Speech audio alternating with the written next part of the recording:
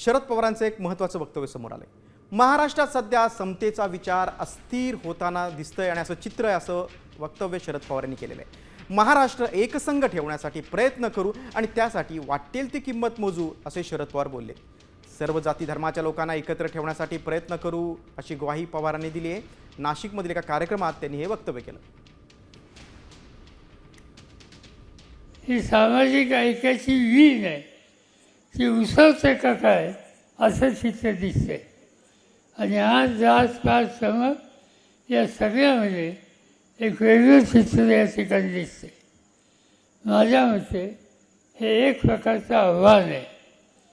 काय वाटेल ते किंमत द्यायची असेल तर किंमत देऊ, पण महाराष्ट्र एकसंघ कसा नाही, महाराष्ट्राच्या सगळ्या जाती धर्माच्या लोकांना एकत्र कसं ठेवता येईल, जे काही करावं लागेल ते करण्याच्यासाठी तुमची माझी सगळ्यांची सिद्धता असली पाहिजे।